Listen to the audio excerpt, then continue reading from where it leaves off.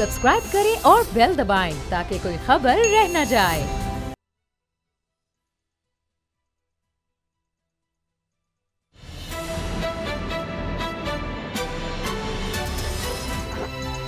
अब पता चला में आज आप जान सकेंगे, नवाज शरीफ वापसी से इनकारी, अब अदालत फैसला सुनाएगी। जरदारी गिलानी इनकारी, नवाज शरीफ इश्तिहारी, तोशा खाना या सियासतदानों के लिए मुसीबत खाना। IG CCPO बात बन गई, इनाम गनी किस्मत के कितने धनी, इल्जाम नहीं काम वरना जूतों का एहतमाम। कराची मामले पर असद उमर का दो टोक पैगाम। बिस्मिल्लाहिर्रहमानिर्रहीम, अस्सलाम वालेकुम। मैं हूं मोहम्मद उसामा गाजी और आप देख रहे हैं अब पता चला। रिपोर्ट आ चुकी है मियां नवाज शरीफ साहब की और अदालत से उन्होंने दरखास्त कर दी है नजर सानी की। सरेंडर मियां नवाज शरीफ से नहीं किया और यही बात हम अब पता चला में करते रहे। ताज़ा तरीन बातें क्या कही जा रही हैं इस पर हम बात करेंगे। आज इमरान खान हमारे साथ होंगे, किसी तारफ के मोहताज नहीं है, एंकर पर्सन है, सहाफ़ी हैं, उनसे हम इस बारे में बात करेंगे। और कुछ देर में हमें फ़याज़ुल हसन चौहान साहब भी ज्वाइन करेंगे, वज़ीर इत्तलात व नशरियात पंजाब। लेकिन पहले हम बात कर लेते हैं मियां नवाज शरीफ साहब की रिपोर्ट की। रिपोर्ट की कॉपी भी मेरे पास मौजूद है और इसमें जो बातें अहम कही गई हैं वो ये है कि नवाज शरीफ को सरेंडर करने के लिए जब 9 रोज़ की मोहलत दी गई तो उसके बाद नवाज शरीफ ने सरेंडर करने की अदालती हुक्मनामे पर नजर सानी की दरख्वास्त उन्होंने दे दी। अच्छा, अब जो दरख्वास्त में जो बातें सामने आ रही हैं वो मैं आपके सामने रखता हूँ। इस वक्त पाकिस्तान आकर सरेंडर करना मुमकिन ही नहीं है। मियां नवाज शरीफ साहब का ये मौक़िफ़ सामने आया, वो कह रहे हैं कि जी सरेंडर तो मैं कर ही नहीं सकता। अब उसकी वजह जो वो बता रहे हैं वो इस रिपोर्ट के साथ साथ दीगर चीज़ें हैं, जिसमें वो कह रहे हैं कि हुकूमत के पास मेरी सेहत से मुतल्लिक कोई मुस्तनद मालूमात हैं ही नहीं। अब वो इस बात पर मुसर हैं कि वफाकी हुकूमत की ज़िम्मेदारी थी कि वफाकी हुकूमत आती और आकर देखती कि मैं किस हाल में हूँ, तो वफाकी हुकूमत की तरफ से कोई नहीं गया, लिहाजा जो रिपोर्ट उनके डॉक्टर्स ने दी है वो अदालत में वो जमा करवा रहे हैं। अच्छा, साथ ही मियां नवाज शरीफ साहब ये भी कह रहे हैं कि डॉक्टरों ने कोई सर्टिफिकेट नहीं दिया कि वापसी के लिए, सफ़र के लिए फ़िट हूँ। यानी अब मियां नवाज शरीफ साहब के डॉक्टर्स पहले दिन से ही नहीं मान रहे, उनको इजाज़त ही नहीं मिल रही कि मियां साहब यहाँ पर आ सकते हैं और वो अपना इलाज के अलावा यानी यहाँ पर अदालतों में पेश हो सकते हैं। तो डॉक्टर्स इस चीज़ की उनको इजाज़त नहीं दे रहे। और इसके साथ साथ अमरीकी माहिर इमराज़ क़ल्ब हैं, उन्होंने नवाज शरीफ को इलाज के बग़ैर वापसी से मना कर दिया है। अच्छा, अब ये 2 डॉक्टर्स का है, उसकी हम आगे बात करेंगे। अमरीकी माहिर इमराज़ क़ल्ब ने नवाज शरीफ को इलाज के बगैर वापसी से मना किया। नवाज शरीफ की रिपोर्ट डॉक्टर डेविड लॉरेंस और डॉक्टर फ़याज़ शॉल की जानिब से तैयार की गई है। नवाज शरीफ की सेहत को शदीद खतरात के पेश नज़र इन्हें सफ़र करने से मना किया गया है। साबिक़ वज़ीर आज़म के लिए जहाज़ के सफ़र या रश वाले मकाम पर जाना ख़तरनाक साबित हो सकता है। नवाज शरीफ का इलाज लंदन में होना बेहतर है क्योंकि यहाँ डॉक्टर्स इनकी मेडिकल हिस्ट्री से आगाह हैं, तो साबित होता है कि हमेशा वहीं जाते थे। नवाज शरीफ को किसी आम मरीज़ की निस्बत ज़्यादा तवज्जो की ज़रूरत है। नवाज शरीफ की सेहत को सख्त खतरात लाहक, ज़हनी दबाव का भी शिकार हैं। नवाज शरीफ अंजाइना के मर्ज़ में मुब्तला, जल्द एंजियोग्राफी की ज़रूरत है। एंजियोग्राफी में ताख़ीर कोरोना वबा की वजह से हुई, डॉक्टर फ़याज़ शॉल ने यह कहा है। और नवाज शरीफ की ताज़ा तरीन रिपोर्ट 8 सितंबर की तारीख के साथ है, 4 सितंबर भी जो मेरे सामने है उसमें लिखी भी हुई है। बहरहाल अब ये रिपोर्ट के साथ ये दरख्वास्त जमा हो गई है। अच्छा, असद खरल साहब, सर ये क्या आपको लगता है कि ये सेहत इजाज़त नहीं दे रही, मुल्की हालात इजाज़त नहीं दे रहे मियाँ साहब को वापस आने के लिए? अच्छा, एक तो उस्मा साहब ये जो मैं रिपोर्ट अभी देख रहा हूँ, जी, ये तो मैरीलैंड की, स्टेट ऑफ मैरीलैंड, यानी ये जो अमरीकी डॉक्टर्स हैं गालबन, ये कोई बरतानिया या लंदन के डॉक्टर नहीं हैं। ये जो रिपोर्ट है ये ऊपर भी देखें ना, वाशिंगटन DC लिखा हुआ और नीचे लिखा हुआ स्टेट ऑफ मैरीलैंड, ये जो स्टैम्प भी लगी हुई है। अच्छा, तो अब मामला ये है ये तो George Washington University, Pennsylvania Avenue, Washington, जी ठीक है। ये 4 सितंबर को मेरे ख्याल है उधर आई है, उनको रेफरेंस के लिए भेजा गया था और फिर वहाँ से लंदन के जो डॉक्टर हैं उनके डेविड लॉरेंस, उन्होंने इसको साथ तस्दीक शायद की होगी। नहीं, इधर डेविड लॉरेंस बहरहाल इस जो मेरे पास है और आपके पास है इसमें उनका जिक्र नहीं है। खैर, बहरहाल जो शायद अब मामला ये है कि जो अदालत ने एक प्रोसीजर बताया था, जो नवाज शरीफ साहब कह रहे हैं ना कि हुकूमत के पास मुस्तनद रिपोर्ट नहीं है मेरे हवाले से, मेरी सेहत के हवाले से, अदालत ने ये हुक्म दिया था कि नवाज शरीफ साहब जो है हर हफ्ते अपनी रिपोर्ट जो मेडिकल उनकी होगी वो चेकअप करवाएंगे और उस रिपोर्ट को वो पाकिस्तान का जो हाई कमीशन है बरतानिया में उससे वो वेरीफाई कराएंगे जी, और वेरीफाई करा के देन वो भेजेंगे हुकूमत पाकिस्तान को और वो हुकूमत पाकिस्तान उस चीज़ को डिटरमिन करेगी और अगर वो समझेगी उस रिपोर्ट को वो मानेगी, एक्सेप्ट करेगी अपने डॉक्टर के जरिए, फेडरल या प्रोविंशियल के उनके जो डॉक्टर्स हैं, ठीक, वरना वो अगर उस पर अनसेटिस्फाई, उस पर गैर तसल्ली बख्श उनको करार दे देगी तो देन हुकूमत को हम ऑप्शन दे रहे हैं कि जब चाहे वो नवाज शरीफ साहब की जो बेल का जो मेडिकल ग्राउंड पर रिलीफ है वो हुकूमत जब चाहे ख़त्म करवा सकती है। ठीक, अब मामला ये है कि बीच में ये अमेरिकी डॉक्टर्स का आ गया हवाला, सर डेविड लॉरेंस मेरा ख्याल है उनकी अलग होगी ना, इस पे वो हाई तो कमीशन बरतानिया। की जो स्टैंप है वो भी नहीं है। तो अब मुझे ये बताएं कि इसकी बुनियाद पर नवाज शरीफ साहब अगर ये कह रहे हैं कि मैं जनाब कोर्ट में पेश नहीं हो सकता, एक अदालत का हुक्म है, एक पहला हुक्म था उसकी भी वायलेशन हो रही है जो रिपोर्ट के साथ जो मैं देख रहा हूँ, और दूसरा ये है कि जो अदालत उनको बुला रही है, देखिए कोई भी मुल्ज़म है और ये नवाज शरीफ साहब मुल्ज़म नहीं है, ये बात ज़रा काबिल गौर है, ये मुजरम है। मुल्ज़म के लिए भी अगर कोई रिलीफ लेना है तो उसको सरेंडर करना पड़ता है बिफोर कोर्ट। नवाज शरीफ साहब जो है वो मुजरम है, कन्विक्टेड पर्सन है, नवाज शरीफ सजा याफ्ता है, नवाज शरीफ को आर्जी रिलीफ मेडिकल ग्राउंड पे दिया गया है जो कि हुकूमत पंजाब या वफाकी हुकूमत अब कहती है कि जनाब वो हमारे से गलती हो गई है, हमने जो रिलीफ दिया था वो गलत है, लिहाजा उनकी जो बेल का जो स्टेटस है वो भी आलमोस्ट ख़त्म हो चुका है।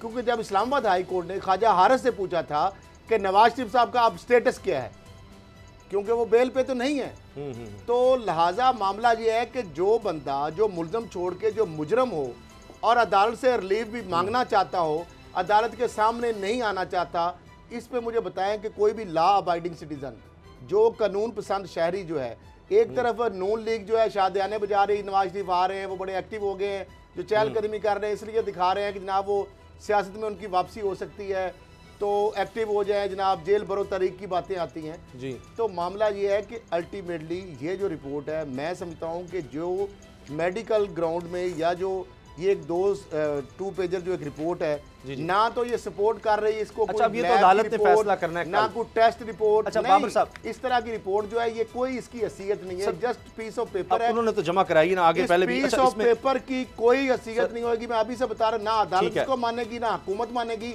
ना मेडिकल इसको जो बोर्ड मानेगा इसको जी। अच्छा वो तो अदालत भी नहीं मान रहे। अच्छा बाबर डोगर साहब, इसमें लिखा है आखिर में जो फयाज शॉल हैं वो कह रहे हैं कि जी I also agree with the advice of current physician doctor David Lawrence in London. उन्होंने कहा जी जो लंदन में इस वक्त करंट डॉक्टर है मैं उनसे 100% एग्री करता हूँ। 12 मेडिसिन इसमें लिखी हैं, तकरीबन 1 दर्जन मेडिसिन की जी वो डेली ले रहे हैं मियां नवाज शरीफ साहब।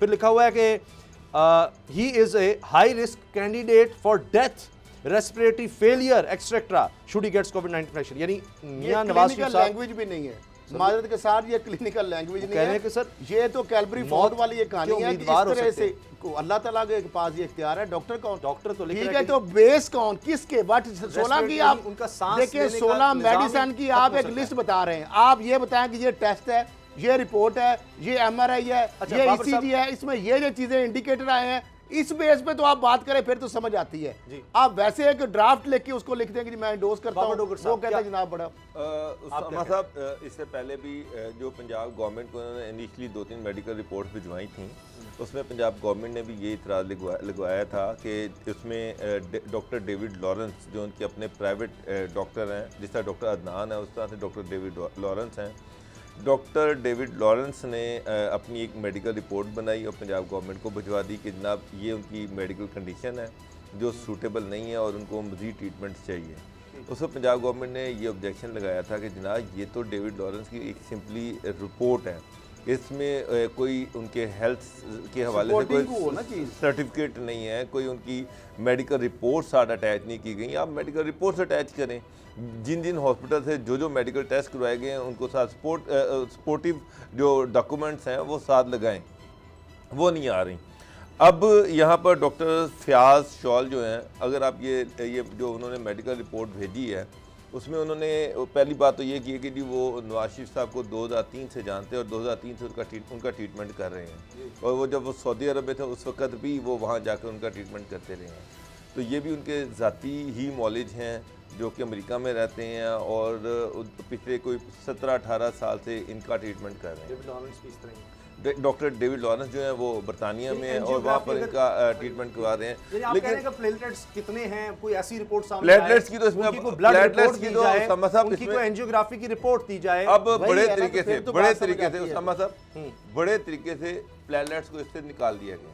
इसमें जो बड़े इश्यूज हैं आप देख लें वो ये है कि एक तो ये है कि उनको एंजाइना की तकलीफ है और उनका उसको सारा चेकअप उसका होना है और दूसरी चीज़ ये है कि वो डिप्रेशन है और अगर वो पाकिस्तान आएंगे तो उनकी एंग्जाइटी और डिप्रेशन जो मज़ीद बढ़ जाएगा। अगर वो सॉलिटरी कन्फाइनमेंट में जाते हैं तो वो डिप्रेशन जो है वो ख़तरनाक हो सकता है। इसलिए उनको लंदन की आज़ाद फिजा में रहने दिया जाए।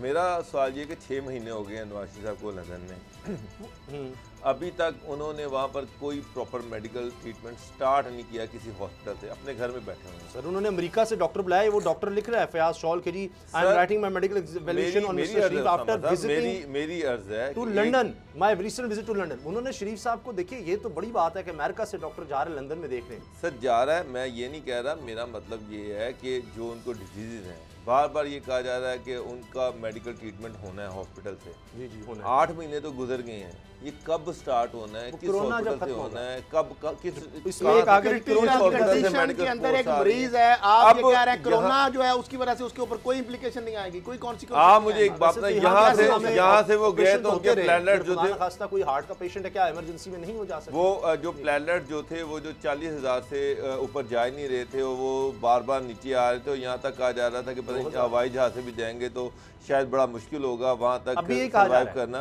ये कहा जा रहा है, प्लेटलेट्स की तो बात ही नहीं की जा रही। प्लेटलेट्स की कहा जा रहा है जहाज में सफर के लिए वो फिट नहीं है। हाँ वो ये कहा जा रहा है, वो हार्ट की बात कर रहे हैं, एंजाइना की बात कर रहे हैं, डिप्रेशन की बात कर रहे हैं, एंग्जाइटी की बात कर रहे हैं, लेकिन प्लेटलेट्स की बात नहीं कर रहे। तो यहाँ पे तो इत्तलात ये भी है कि जनाब मियाँ साहब जब यहाँ से गए और लंदन पहुँचे तो उसका लंदन पहुँचते ही जो उनका प्लेटलेट अकाउंट था वो 2.5 लाख के करीब था। 2 लाख शायद 30,000 के करीब उनका प्लेटलेट अकाउंट था जो यहाँ पर जब 2000 बताया जा रहा था। डॉक्टर साहब मादर के साथ ना ही मुँह खुलवाएं तो अच्छी बात है, बात इधर भी वही थी। ये प्लेटलेट्स के लिए करंट मेडिकेशन में डॉक्टर लिखा हुआ है पूरी कौम को और कुछ नहीं। एल्ट्रोम्बोपैग ओलेमाइन ये कोई दवाई है जी 50 मिलीग्राम फॉर प्लेटलेट्स। प्लेटलेट्स के लिए दवाई कह रहे हैं उसमें मैंने दी हुई है, वो 12 दवाइयों में से नहीं। ये बताएं ना कि अब उनका प्लेटलेट काउंट क्या है नहीं और उसके लिए वो उसके लिए क्या कर रहे हैं, किस हॉस्पिटल में उनको एडमिट किया गया, कहाँ पर उनका ट्रीटमेंट किया गया। कहा किसी हॉस्पिटल में एडमिट हुए ही नहीं, वो तो अदालत यहाँ पे तो प्लाज्मा लगाए जा रहे थे, डॉक्टर आए थे, उसके बावजूद वो कंट्रोल नहीं हो रहे थे। वहां पे मुझे बताया कि कौन सी ऐसी गिद्दड़ सिंगी है जो नवाज शरीफ के पास आ गई है और प्लेटलेट्स सरजमीन बरतानिया पे उतरते ही जनाब उनके नॉर्मल हो गए। ये अब 8 माह तक क्रिटिकल कंडीशन का मरीज हो और वो घर बैठा रहे, ये हाउ कैन इट पॉसिबल? ये हो सकता है कि क्रिटिकल जितनी वो बता रहे हैं कि जनाब वो तो पता नहीं क्या हो जाएगा उनके साथ। तो मामला ये है कि ऐसा मरीज 8 माह से अपने घर बैठा है, चहलकदमियां कर रहा है, बाकी सवाए इलाज के सब कुछ वो कर रहे हैं नवाज शरीफ साहब। तो मुझे ये बताएं कोई बंदा, कोई अहले खाना, कोई उनके अजीजों कारब ये अफोर्ड कर सकते हैं कि इतनी क्रिटिकल जो डॉक्टर कह रहे हैं इनके मुताबिक बंदा हो और बेयारो मददगार उसको हॉस्पिटलाइज आप नहीं कराते, मतलब उसका कोई परेशानी हाल नहीं है इतना क्रिटिकल। ऐसा कोई तारीख में मिलता है बाबू साहब, आपने भी ब्यूरोक्रेसी बड़ी कवर की हुई है, कोई ऐसा मरीज के उसको ऐसी तकलीफ हो, या पाकिस्तान में ऐसा कभी कोई मरीज नहीं रहा और वो उसको भी, क्योंकि बहुत से लोग होंगे जिनको दिल की इतनी तकलीफ होगी, उनके लिए भी फिर इस तरह से इलाज, या चले पाकिस्तान में इस तरह की इलाज की सहूलत हो जाए कि अदालत में पेश नहीं हो सकते जब तक उनका इलाज चलता है। उसामा साहब मुझे एक बात बताएं, यहाँ मेडिकल ट्रीटमेंट यहाँ पर सर यहाँ पर बड़े बड़े ड्रामे हो रहे हैं, उसका रिहर्सल तो अभी भी सर्विसेज हॉस्पिटल में देखने, अभी भी एक और ड्रामा चल रहा है, वो भी इसी तरह का आइडेंटिकल ड्रामा चल रहा है, उसकी भी मेडिकल रिपोर्ट जो है इसी तरह से बनाई जा रही है। अब तो मुझे तो लग रहा है कि सर्विसेज हॉस्पिटल में दुनिया भर की कोई भी आपने बीमारी लिखवानी है ना, तो आप सर्विस हॉस्पिटल आपके पास मौजूद है, वहाँ पर जाएं, जो मजीद बीमारी लिखवाएं, VVIP रूम में रहें, चाहे 6 महीने रहें, आपको कोई पूछने वाला वहाँ पर नहीं है, ना हुकूमत पूछेगी ना कोर्ट पूछेगी, कोई नहीं पूछ रहा। इसी तरह से ये सारा चल रहा है। अच्छा। और हैरत ये है कि याद महमूद साहब तो मेरा ख्याल है कि एक्सपर्ट हो गए हैं जाली मेडिकल रिपोर्ट बनाने में, और हुकूमत भी उनसे बहुत खुश है, हेल्थ मिनिस्टर भी खुश हैं, CM भी खुश हैं, इमरान खान साहब भी खुश हैं, हम ये सारी बातें कर रहे हैं कि सारी उनकी मेडिकल रिपोर्ट्स को क्वेश्चन कर रहे हैं। अच्छा। लेकिन मसला ये है कि जिन डॉक्टर्स ने उनको यहाँ पे मेडिकल सर्टिफिकेट दिए कि जनाब उनकी हालत शदीद है, उनको तो गवर्नमेंट पूछ ही नहीं रही। मेरा सबसे बड़ा खाना केस भी है, वो भी हमारे सामने है। अब उसमें जरदारी साहब पर फर्द जुर्म आयद हो गई है, गाड़ियाँ दी गई, तोशा खाना से जो सरकारी माल था वो बगैर पैसों के लौटा दिया गया, पेमेंट जाली अकाउंट्स वाले ओमनी ग्रुप से हो रही है। जरदारी साहब को भी गाड़ी मिल गई, मियां नवाज शरीफ साहब को मिल गई, कोई ओहदा ही नहीं था तो, और गिलानी साहब उन पर भी फर्द जुर्म आयद हो गई।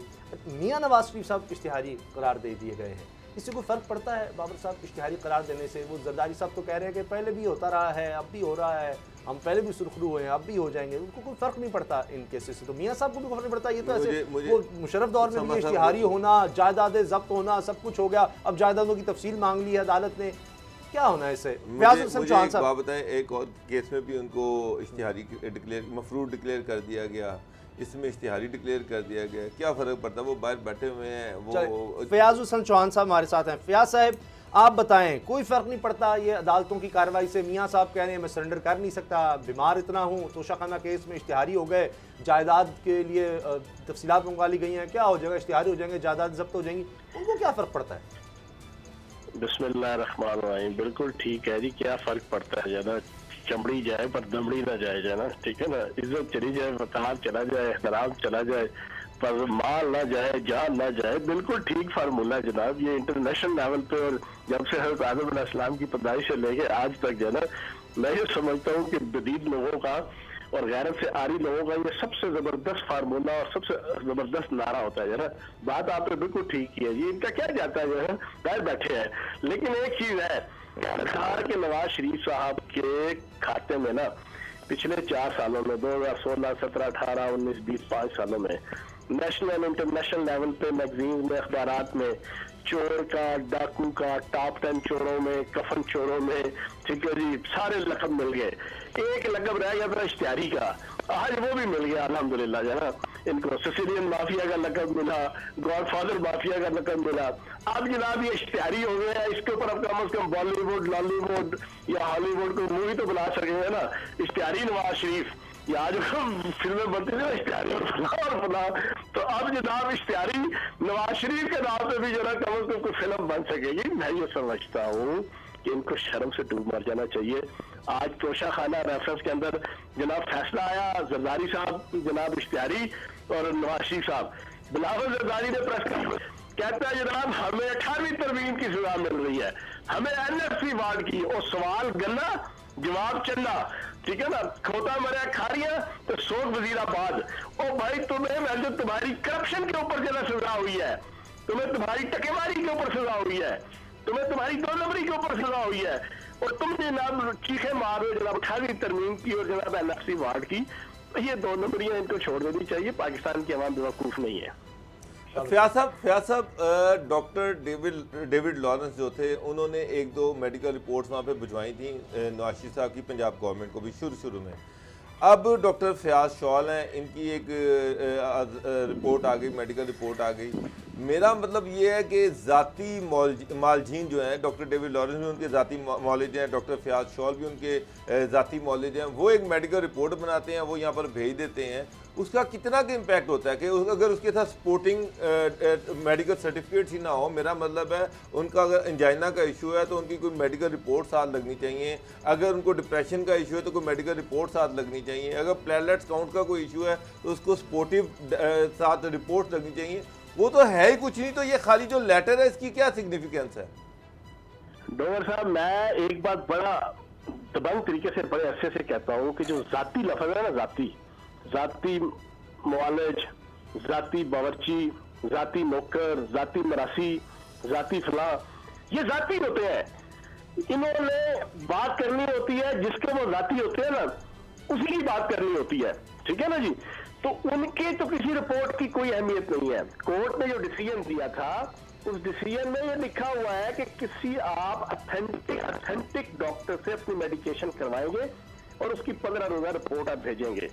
इधर इन्होंने डॉक्टर अदनान लिख रखा हुआ था, जाती मुआलिज, उधर आप ये जो अभी जिस डॉक्टर का नाम बता रहे हैं और डॉक्टर अदनान खुद शक्ल से बीमार लगता है जो है ना, वो किसी के क्या इलाज करेगा जो है ना, उसकी तो मैं हैरान हूं उसकी रिपोर्टों के ऊपर, ठीक है ना।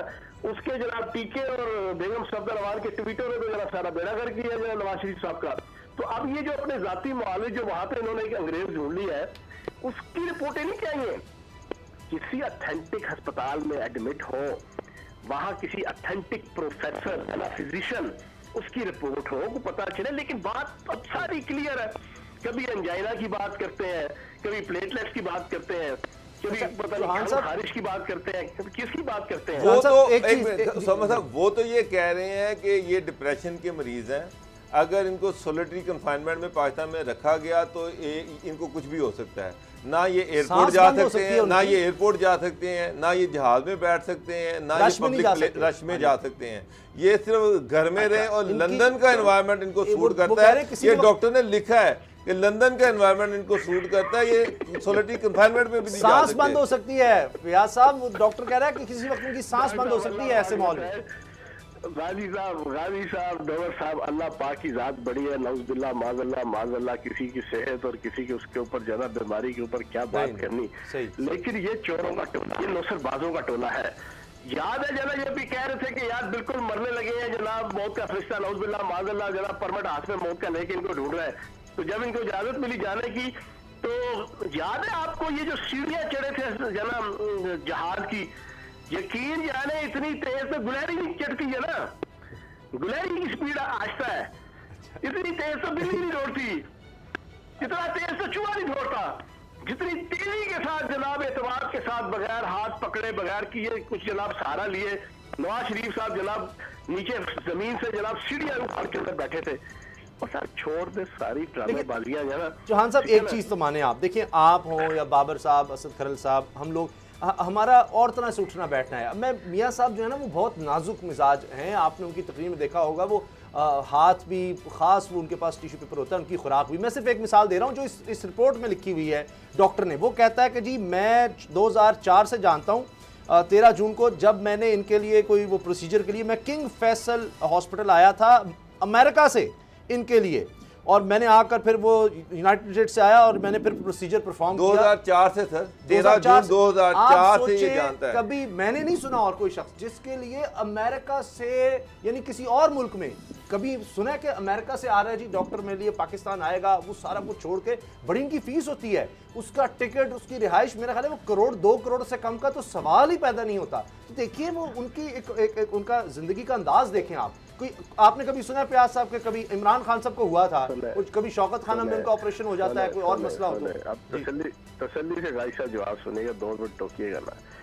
मैं शर्त लगा के कहता हूँ कि जिस डॉक्टर की आप बात कर रहे हैं कि वो अमेरिका से यहाँ आया था, डॉक्टर सियाज अमेरिका से जी, अमेरिका से, हाँ जी, सऊदी अरब, अमेरिका से नवाज शरीफ साहब के लिए कोई ना कोई हरीसा, निहारी, तवा मच्छी, दही भल्ले या चना चाट की कोई ना कोई, या किसी खलीफे की खताइयों की तरह की कोई स्वीट डिश लाजमी लाया होगा, लाजमी लाया होगा।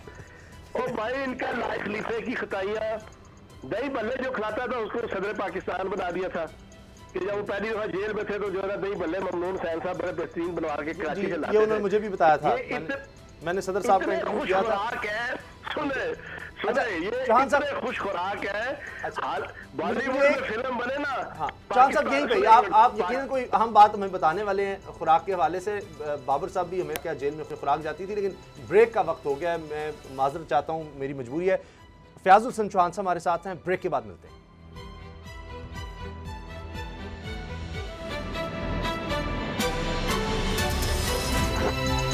अब पता चला।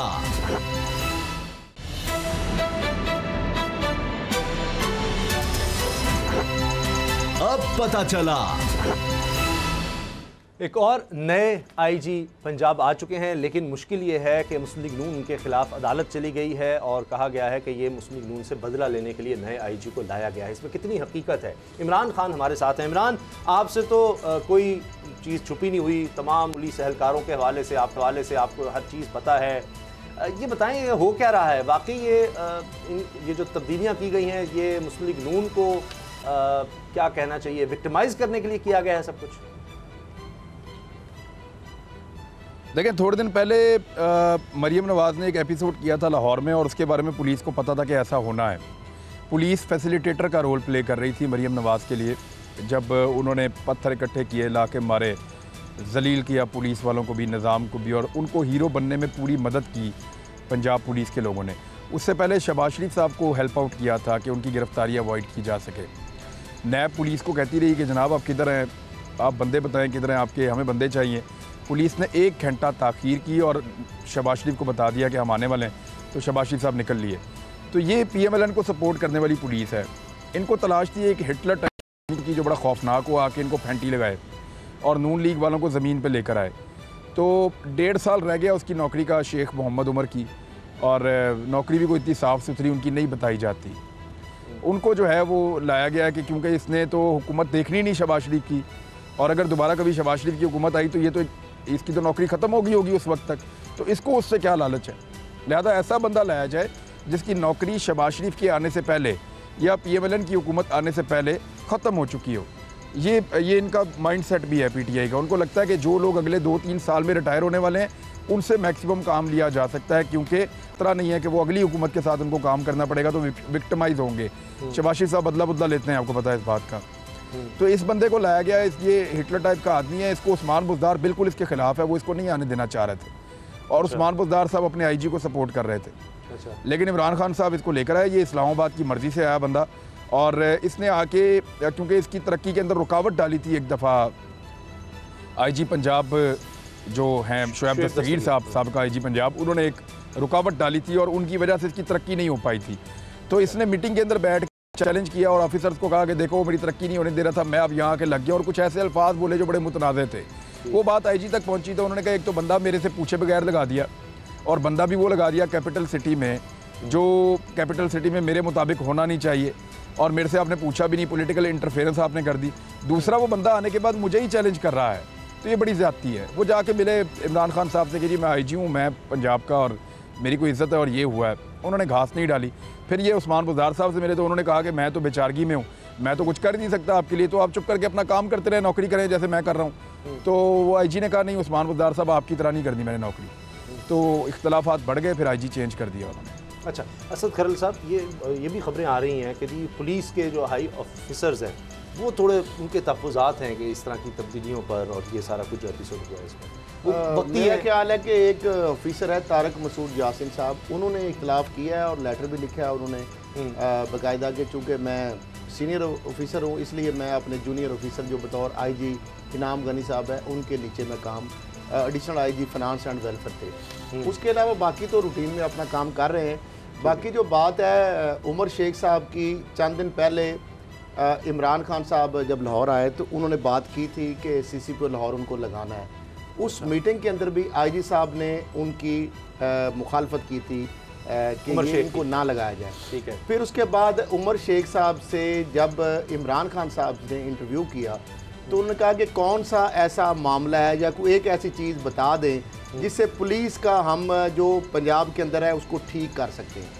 तो उन्होंने एक चीज़ बताई थी, उन्होंने कहा पुलिस एक ही तरीके से ठीक हो सकती है, और वो है जिस तरह आर्मी के अंदर कोर्ट मार्शल है, पुलिस के अंदर उसका नाम अकाउंटेबिलिटी रख दें, जो भी रख दें, एक ऐसा हो कि इनके जो मफादात हैं पुलिस अफसरान के, यानी 2 करोड़ की ज़मीन पे कब्ज़ा करा दिया, 1 अरब पे प्लाजे पे कब्ज़ा करा दिया, कब्ज़ा छुड़ा दिया, उससे उनको जो फाइनेंशियल गेन्स होते हैं यानी 50 करोड़ का, 1 अरब का, अब वो गेन जब ले लेता है तो उसको हम सस्पेंड कर देते हैं तो वो तो खुश होता है, वो कहता है 1 अरब हमारे घर में आ गया, 50 करोड़ आ गया।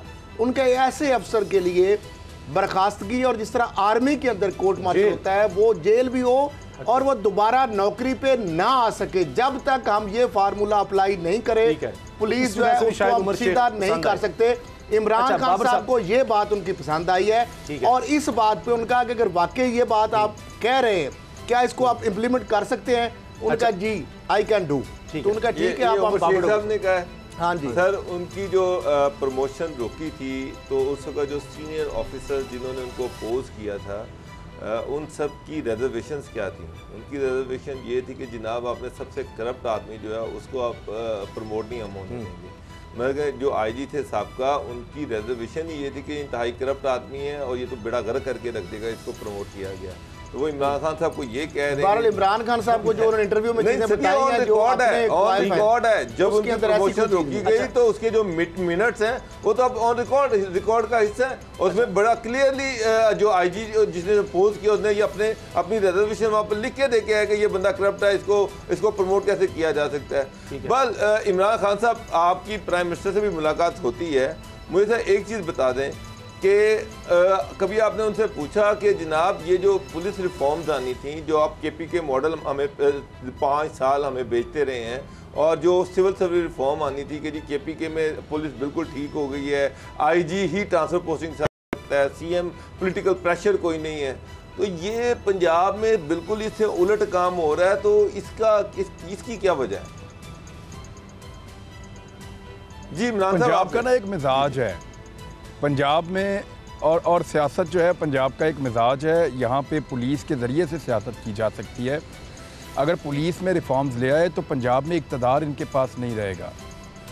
पंजाब में इक़्तिदार होता ही पुलिस के ज़रिए से है। पंजाब में इक़्तिदार के साथ नहीं होता, वो कोई उसूलों के साथ नहीं होता। पंजाब में इक़्तिदार का मतलब है पुलिस आपके कंट्रोल में, और पुलिस के ज़रिए से ही आपने इक़्तिदार में कामयाबी हासिल करनी है। तो यहाँ पे वो इसके लिए उनकी पार्टी तैयार नहीं है, कोई बंदा भी इसके ऊपर काम नहीं कर रहा, कोई रिफॉर्म्स कोई एजेंडा। बार बार हम इन लोगों से पूछते हैं, हमारे सामने तो आज तक कोई चीज़ ला के इन्होंने ऐसी नहीं रखी जिसमें पुलिस में रिफॉर्म्स आ रही हैं। ये मुझे ऐसा लगता है कि जब उस्मान बुज़दार साहब की हुकूमत ख़त्म होगी तब तक, उस दिन तक मुझे ऐसा लगता है कि पंजाब का हर सीनियर ऑफिसर जो है वो एक दफ़ा आईजी रह चुका होगा।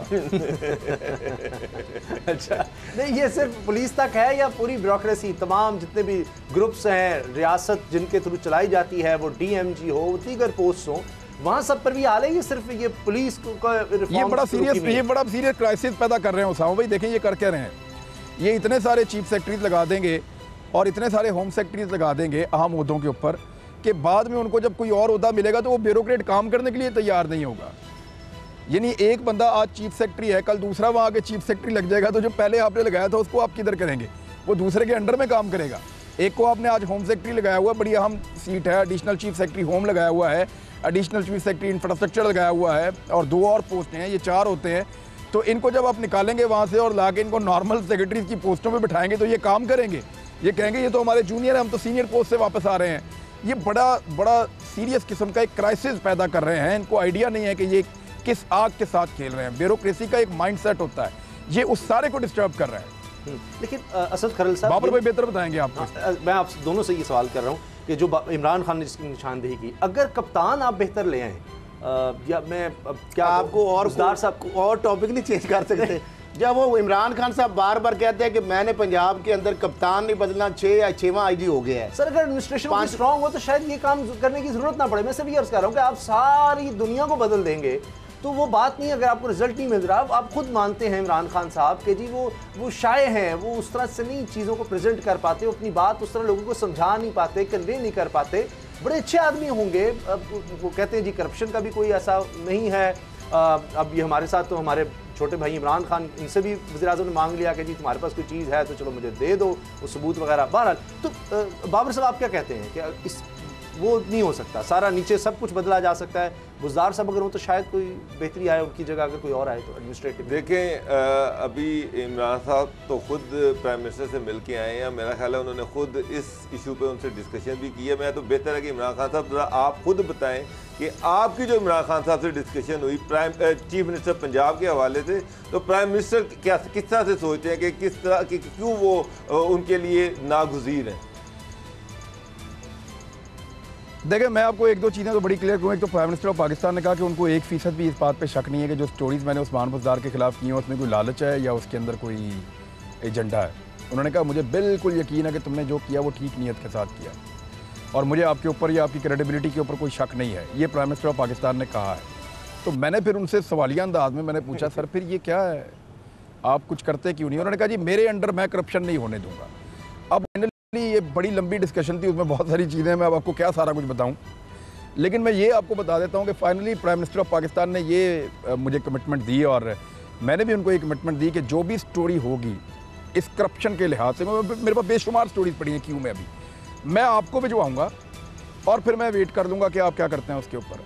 और ये उन्होंने प्रॉमिस किया कि मैं कोई करप्शन नहीं करने दूंगा और सख्त एक्शन। इमरान एक मिनट, अब मैंने आज भेजी है, मेरी बात सुन लें बाबर भाई, कल आप ही बैठे हुए थे मेरे साथ, उस वक्त मैंने वो स्टोरी भेज दी थी उस्मान बुज़दार को, क्योंकि उन्होंने भी मेरे से रिक्वेस्ट की है कि आपने कोई भी करप्शन हो पंजाब में, या मैं करूं या कोई भी करे, वो आप एक दफ़ा हमें भेजें ज़रूर, फिर आप अपनी मर्जी से उसको पब्लिक करें। तो मैंने कल आपके सामने ही रात को भिजवा दी थी उस्मान बुज़दार साहब को, और आज मैंने भिजवा दी है शिबली फराज साहब को, ताकि वो प्राइम मिनिस्टर ऑफ पाकिस्तान तक भी पहुंच जाए। उस्मान बुज़दार साहब ने तो 24 घंटे गुजर गए, जवाब नहीं दिया। अब शिबली फराज साहब जो है उनका जवाब आ जाएगा, क्योंकि मैंने थोड़ी देर पहले भिजवाई है। 3 दिन के बाद फिर मैं ये स्टोरी करूंगा। एक अहम चीज, इमरान साहब जब उन्होंने मान लिया कि इमरान साहब ने ये मान लिया कि आपकी जितनी भी इन्वेस्टिगेटिव रिपोर्ट थी उस्मान बुज़दार के वाले से वो बिल्कुल ठीक थी और आपकी क्रेडिबिलिटी है, इसका जवाब बाद में ले लेंगे, लेकिन जब ये मान लिया तो ये भी मान लिया कि उस्मान बुज़दार करप्ट है। अगर ये मान लिया कि आपकी स्टोरी ठीक है तो फिर उस्मान बुज़दार को क्यों रखा हुआ है, इसकी जस्टिफिकेशन क्या देते हैं वो? ये ब्रेक के बाद मैं आपको बता देता हूँ, आप बाबर भाई सारी बात समझ जाएंगे। उन्होंने कहा था कि मैं जब मंसूर अख्तर को खिला रहा था, मुझे ब्रेक लेनी है, ब्रेक के बाद मिलते हैं और कराची के हवाले से भी बात करेंगे, वो पैकेज का बन क्या रहा है, और इस सवाल का भी जवाब लेंगे ब्रेक के बाद।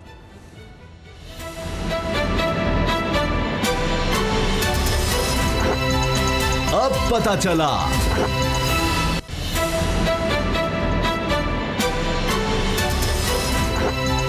अब पता चला। इमरान खान हमारे साथ हैं, वज़ीर आज़म पाकिस्तान से उनकी मुलाकात भी हुई। इमरान, अभी जो बाबर डोगर साहब ने सवाल किया था ब्रेक से पहले कि फिर तो उन्होंने एक तरह से तो मान लिया कि जब आपकी बातें उन्होंने कहा कि कोई एजेंडा नहीं, नीयत गलत नहीं, तो फिर एक तरह से तो वो सारी बातें एक तरह से दुरुस्त मानी उन्होंने कि करप्शन की आप बेनकाब करते रहे जितनी कहानियाँ, तो फिर उसकी जस्टिफिकेशन तो कोई नहीं बनती। ये बात ठीक है, लेकिन प्राइम मिनिस्टर ऑफ पाकिस्तान ने मुझे ये कहा उनके प्रॉब्लम कुछ और हैं। इस वक्त वो पॉलिटिकली बहुत ज़्यादा फंसे हुए हैं और वो नहीं हटा सकते उस्मान बुज़दार को, मुझे ऐसा लगता है। हालांकि मेरी नज़र में हटा देना चाहिए। आइडियल सिचुएशन ये है कि आप एक गलत आदमी से काम ले रहे हैं, हटाएं उसको, दूसरा लेकर आएँ। लेकिन खान साहब को लगता है उनके पास दूसरा आदमी कोई नहीं है। 2-3 नाम उन्होंने मेरे सामने लिए, उन्होंने कहा ये लोग कैसे काम कर सकते हैं, आप मुझे बताओ कि इसके ऊपर ये इल्ज़ाम आते हैं, वो ये कर रहा है, वो ये कर रहा है, वो तो इससे ज़्यादा मसला मेरे लिए ख़राब हो जाएगा। फिर उन्होंने मंसूर अख्तर की मिसाल दी कि सब उसकी मिसाल देते हैं, तो मैं उसको जब खिला रहा था तो किसी को क्या याद है जब मैंने उसको हटाया तो कौन आया था उसकी जगह लेने के लिए? उसकी जगह लेने के लिए आमिर मलिक का उन्होंने मुझे नाम बताया, वो आया जिसका क्रिकेट में कहीं नाम ही नहीं है। उन्होंने कहा वो उससे बड़ी मुसीबत मुझे पड़ गई थी। तो यहाँ पे तुम लोग ज़्यादा परेशान हो जाओगे कि मैं उस्मान बुज़दार को हटाकर किसी और को ले आऊँ, तो और ज़्यादा मसाइल बढ़ जाएंगे और ज़्यादा परेशानी बढ़ जाएगी। खान साहब ये ज़रूर मानते हैं कि उस्मान बुज़दार परफॉर्म नहीं कर, लेकिन वो ये भी कहते हैं कि अगर मैं इसकी जगह किसी और को लाऊंगा तो इससे ज़्यादा बुरे हालात हो जाएंगे। अच्छा, ये है वो जस्टिफिकेशन जो उनकी तरफ से मौजूद। अच्छा, अभी आपने कहा कि जो भी बात होगी, कोई आपके पास करप्शन की इस तरह की कोई वारदात आएगी तो आप प्राइम मिनिस्टर को आगाह करेंगे। इस तरह सीएम ने आपसे कहा जी मुझे भी आप भेजें, आपने भी कोई ऐसी स्टोरी भेजी भी है। ऐसी एक स्टोरी आपके भी इल्म में है, वो डीजी औकाफ की है। अब 6 महीने से वजीर ने खत लिखा हुआ है, जिस तरह आपने उनको आगाह किया उस पर कुछ नहीं हुआ। तो डीजी औकाफ जो है ये भी ऐसा ही शख्स है जिसको हटाया गया तो निज़ाम तहोबाला हो जाएगा। 14 साल से वो बैठा है और ऐसा आदमी है कि फयाज हुसैन चौहान साहब मजबूर हो गए प्रेस रिलीज जारी करने के लिए, जी डीजी औकाफ के दफ्तर में नहीं आता, ये इल्ज़ाम गलत है। बाकी इल्ज़ाम का जवाब नहीं उन्होंने दिया। तो ये भी लोग तो हैं जिनके बारे में खुद वजीर कहते हैं जी उन्होंने बेइंतहा करप्शन की हुई है, वो माफिया हैं, वो सब कुछ हैं, लेकिन उनको भी कोई नहीं हटा सकता। उसामा भाई, आपने इस पर काफ़ी स्टोरीज़ की हैं और मैंने इसके ऊपर जो है वो काफ़ी चीज़ें पढ़ी भी हैं। ये डीजी औकाफ का मामला भी एग्जैक्टली वही है जो लगभग उस्मान बुज़दार का मामला है। लगता है वो भी किसी की शाहरग हैं और वो उनको नहीं छोड़ा जा सकता और वो वहाँ पे स्टेटस एंजॉय कर रहे हैं। ये देखें, इस हुकूमत में एक बड़ी अजीब चीज़ ये हुई है कि शहबाज शरीफ साहब के दौरे हुकूमत में करप्शन बहुत होती थी, बहुत बड़ी बड़ी करप्शन होती थी, हम पकड़ते भी थे, शोर मचाते थे। लेकिन एक बात ज़रूर थी, जब कोई केस पकड़ा जाता था ना तो फिर वो ये नहीं करते थे कि उस बंदे को प्रोटेक्ट करने की कोशिश करते थे, बल्कि वो उस बंदे से अपने आप को अलग करके उस बंदे को हटा देते थे, मैनेज कर लेते थे, कुछ भी करते थे, लेकिन उसको मंजर से हटा देते थे, उसकी जगह पे दूसरा बंदा लेकर आते थे। लेकिन यहाँ पे ढिठाई का एक ऐसा आलम है कि जिस बंदे का आपको नज़र आ रहा है दिन की रोशनी की तरह कि ये आदमी जो है ये करप्शन कर रहा है और ये आदमी जो है ज़्यादती कर रहा है, और उसकी स्टोरीज जर्नलिस्ट दे रहे हैं, क्रेडिबल जर्नलिस्ट दे रहे हैं और चैलेंज कर रहे हैं कि जनाब ये चीज़ मौजूद है, ये उसको भी प्रोटेक्ट करते हैं, उसको अपने साथ। ये एक्चुअली ये 2-3 चीज़ें हो रही। एक तो ये मीडिया का सबर जो है उसको भी आजमा रहे हैं, दूसरा ये इस इम्प्रेशन को जनरेट कर रहे हैं कि खबरों के ऊपर हमें कोई फ़र्क नहीं पड़ता अगर हमारे खिलाफ खबर आती भी है, और अगर कोई बंदा हमारा करप्शन करता है और उसके खिलाफ खबर भी चलती है तो जब तक हम ना चाहें तो कोई खबर उसका कुछ नहीं बिगाड़ सकती। यानी आप जितना मर्जी इन्वेस्टिगेट करें, जितनी मर्जी बड़ी स्टोरी लेकर आएँ और हकायक आप ला के साबित कर दें करप्शन, लेकिन जब तक वो कहते हैं कि आप साबित भी कर देंगे, हमें हटाएगा तो सिस्टम ही हटाएगा, हम किसी को खुद हटाएंगे तो हटाएंगे। ऐसा नहीं हो सकता कि हम किसी के कहने पे या किसी के बताने पे किसी बंदे को हटा दें। ये इमरान खान, आपकी जब वज़ीर आज़म से मुलाकात हुई तो यकीनन उनके पास, जिस तरह हमारे पास स्टोरीज आती, उनके पास ये स्टोरीज थी कि उस्मान बुज़दार साहब, उनके अजीज़ो कारब, उनके फ्रंटमैन, उनके जो कुछ ख़ास अफसरान हैं, उनके ज़रिए जो करप्शन हुई या उनके असासों में इजाफा हुआ, ये सारी जो वारदातें हैं वो कह रहे हैं IB से रिपोर्ट मंगाते हैं, बाकी एजेंसियों से भी, ये सिर्फ IB के ऊपर ही रिलाय करते हैं। कितनी हद तक उनके पास इंफॉर्मेशन थी? सर, मैंने प्राइम मिनिस्टर ऑफ पाकिस्तान को ये कहा कि जी आप IB से जो इंक्वायरी करवाते हैं वो बड़ा मज़ाक़ा खेज़ है। मैंने उनको ये उनके मुंह पे कहा कि जनाब ये वो IB है जो अयूब खान साहब के लिए 2 अखबारात छापती थी, एक वो जो वो खुद पढ़ते थे या जहाँ जहाँ उन्होंने जाना होता था वहाँ रखते थे, और बाकी अखबारात पब्लिक के लिए छपते थे। ये वो IB है जो आपका मूड जो है उसका एनालिसिस करती है कि प्राइम मिनिस्टर क्या सुनना चाहते हैं। मैंने उन्हें कहा मैं आपको ब्लेम नहीं कर रहा कि आपने इस IB को ऐसा कर दिया। एक्चुअली ये इनकी बुनत ही ऐसी है, ये शुरू से ही ऐसे हैं, और ये आपके ऊपर भी वही टैक्टिक्स अपना रहे हैं जो इनकी आदत है, ये हैं ही इस तरह के। तो वो उसी तरह आपको डील कर रहे हैं जैसे आपसे पहले वाले हुक्मरानों को वो डील करते रहे हैं। अच्छा। तो कोई मुख्तलिफ चीज़ नहीं है, आप इन पे रिलाय करके कभी भी हकायक तक नहीं पहुंच सकते। अच्छा, अब मैं और यही IB वाले, मैंने उनको बताया कि मेरी इन्वेस्टिगेशन कर रहे थे लाहौर में उल्टी, इवन ना सिर्फ मेरी इन्वेस्टिगेशन कर रहे थे बल्कि इन्होंने यहाँ पे आके पीछे मेरे घर के इस तरफ जहाँ मैं बैठा हुआ हूँ, इधर पीछे एक सड़क है, वहाँ पे गाड़ी खड़ी करके ड्रोन कैमरा इन्होंने उड़ा के 2 रातें ये मेरे घर की सर्वेलेंस करते रहे, चेक करते रहे। अच्छा, तो ये तो IB वाले खौफजदा करने के लिए इस किस्म की हरकतें करते हैं। बहरहाल वो हमने उसकी वीडियो बना के जो है वो ISI को भी भिजवा दी थी और पुलिस को भी भिजवा दी थी। तो अब मामला ये है कि प्राइम मिनिस्टर ऑफ पाकिस्तान क्या करें, क्या उनके पास ऑप्शन यही है ना सिर्फ एक कि उस्मान बुज़दार को हटाएं और दूसरे बंदे को लेकर आएं। अगर वो हटाते हैं तो मुझे नहीं लगता कि वो दूसरा बंदा लाने के लिए यहाँ पे इस वक्त माहौल बना पाएंगे। अच्छा, और दूसरा अगर वो बंदा लेकर आ भी जाएंगे तो वो बंदा परफॉर्म करेगा, इसकी भी उनके पास कोई गारंटी नहीं है। अच्छा, तो वो एक ऐसी जगह फंस गए हैं। देखिए ये डिसीजन शुरू में बड़ा अहम था। हाँ, अब ये खान साहब के गले की वो हड्डी है जो ना निगली जाती है ना उगली जाती है। अच्छा, प्रोग्राम का वक्त खत्म होने वाला है। एक बड़ी अहम स्टोरी हमने करनी थी कराची के हवाले से, जिसपे अब असद उमर साहब ये कह रहे हैं कि जी अगर सिर्फ सियासत और प्रेस कॉन्फ्रेंस ही रही तो जूते लोग मारेंगे सिंध हुकूमत को भी, यानी पीपल्स पार्टी को भी और तहरीक इंसाफ को भी। तो ये इतनी खतरनाक सूरत हाल है और काम कब शुरू होगा लोग ये सुनना चाहते हैं। तो इमरान खान साहब, ये तहरीक इंसाफ तो कह रही है काम शुरू करना है, तो अब ये क्या रुकावट है?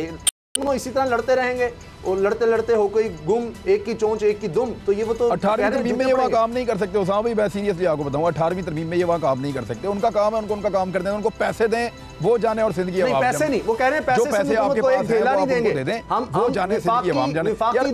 जमहूरियत का हुस्न है, आप मामे नाना बने वहाँ जाके। 1 मिनट उसामा भाई, आप वहाँ जाके मामे नाना बने। आप ये ना कहें कि जनाब ये पैसे हम अपने हाथ से खर्च करेंगे, हम यहाँ पे पब्लिसिटी लेंगे, इन चक्करों में ना पड़े। आप सिंध की अवाम को कहें जनाब ये इनके पैसे बनते हैं, ये हमने इनको दे दिया है, क्योंकि 18वीं तरमीम में ये पैसे हम नहीं खर्च कर सकते। ये जाने, इनका काम जाने और सिंध की अवाम जाने, हमारे पास इख्तियारात ही नहीं है, हम क्या करें, ये पड़े पैसे, बात खत्म। जान छुड़वाएं इससे। ये ऐसा हो सकता है? मैं पहले तो लड़ाई करता हूं, मैं वो तो पहले लड़ाई है, वो कहें हमने की है। सामा साहब मेरी एक बात सुने, 18वीं तरमीम के बाद सारे इख्तियारात सिंध गवर्नमेंट के पास हैं। ये उनको पैसे दें कि ना ये कराची के अवाम के लिए पैसे हैं, इन प्रोजेक्ट को आइडेंटिफाई कर दें, इनके लिए हमने आपको दे दिए, उसकी मॉनिटरिंग करें कैसे नहीं खर्च करें। कहते हैं हमने वज़ीर सिंध को खत लिखा है कि K4 के को विफाक के हवाले करें असद खरल साहब। तो वो यही सवाल साफी ने कहा जी पुराने मनसूबे का, जी पुराने हैं तो बातों की हद तक हैं, एक मनसूबा आप दिखा दें जो कर दिया हो। फिर देखिए इसका सिंपल हल एक ही है कि वफाक मनसूबे आइडेंटिफाई करके पैसे दे दे, उसमें ट्रांसपेरेंसी इंश्योर कर ले।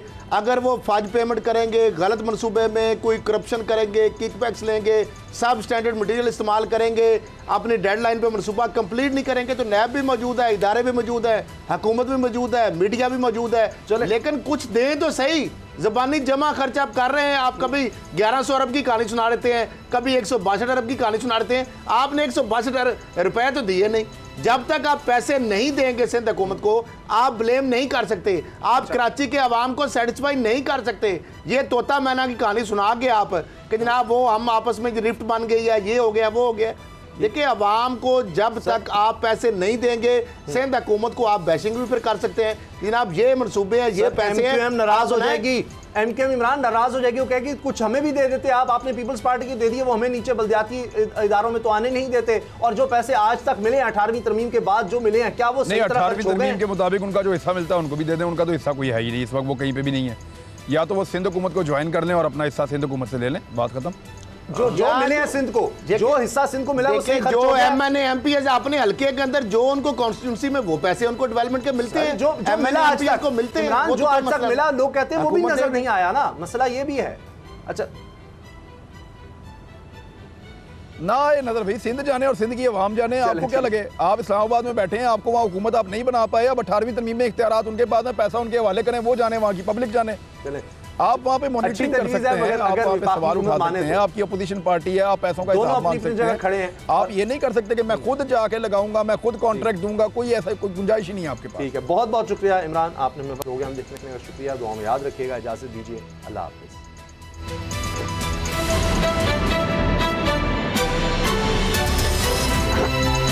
अब पता चला। सब्सक्राइब करें और बेल दबाएं ताकि कोई खबर रह न जाए।